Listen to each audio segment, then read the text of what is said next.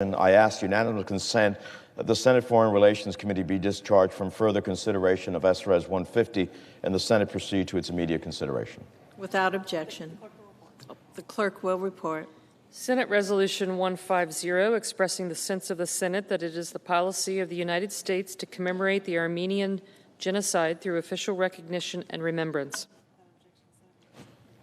Without objection, the Senate will proceed to the measure. Madam President, I further ask that the resolution be agreed to, the preamble be agreed to, and the motions to reconsider be considered, made, and laid upon the table with no intervening action or debate.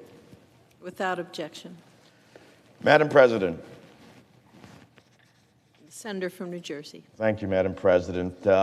We have just passed the Armenian genocide resolution recognition, and it is fitting and appropriate that the Senate stands on the right side of history in doing so.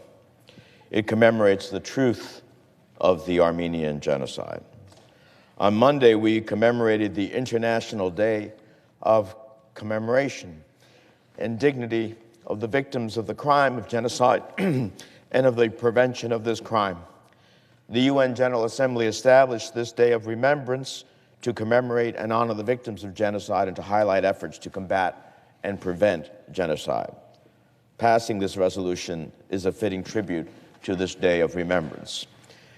I have come to the floor on various occasions to talk about the history of the Armenian genocide.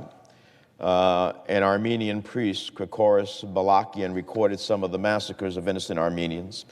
Quote, he said, in Ankara and its surroundings, only a couple hundred miles east of Constantinople, the killing was done with axes, cleavers, shovels, and pitchforks.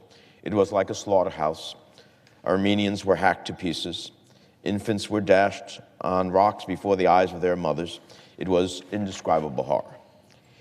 Even when Armenians were supposedly deported, the conditions they were forced to live in made clear that Turkey's ultimate goal was to eliminate the Armenian people. A visitor to one Turkish city in October of 1915 wrote, quote, the 16,000 deported Armenians who were living in the tents have been sent to Konya in cattle trucks. At night, while thousands of these unfortunate people without food or shelter shiver with cold, those brutes who are supposed to be their guardians attack them with clubs and push them towards the station. Women, children, and old men are packed together in the trucks. The men have to climb onto the top of the trucks in spite of this dreadful cold. Their cries are heartbreaking, but all in vain. Hunger, cold, and fatigue, together with the government's deeds of violence, soon achieved the extermination of the last remnant of the Armenian people. Henry Morgenthau, the U.S. ambassador to Turkey from 1913 to 1916, understood full well what was transpiring. He left his post in early 1916 because he later recalled, quote, my failure to stop the destruction of the Armenians had made Turkey, for me, a place of horror.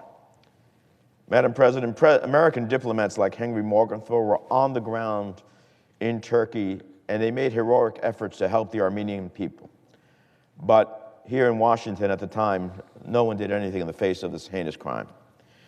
As former UN Ambassador Samantha Power wrote in her Pulitzer Prize-winning book, A Problem from Hell, America's non-response to the Turkish horrors established patterns that would be repeated. As my colleague from Texas, my co-sponsor, who has been such a stalwart advocate with me, has very often noted, this is the first genocide to be recorded in the century. We know all too well the horrors that would be repeated later in the 20th century with the Holocaust and other genocides around the world. So here in the Senate today, we break those patterns. We join the House, who voted to do so by passing a resolution affirming the facts of the genocide, 405 to 11. Today, the Senate shows the same resolve. I'm deeply grateful to Senator Cruz for his stalwart leadership on this issue, to the 27 other senators from both parties who have co-sponsored the resolution and demonstrated their commitment to the truth, and the truth is finally will set us free. I am thankful that this resolution has passed at a time in which there are still survivors of the genocide.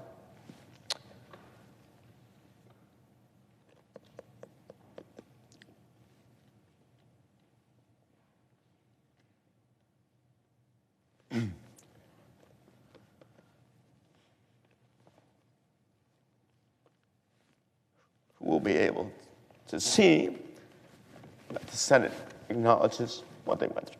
With that, Madam President, I yield the floor.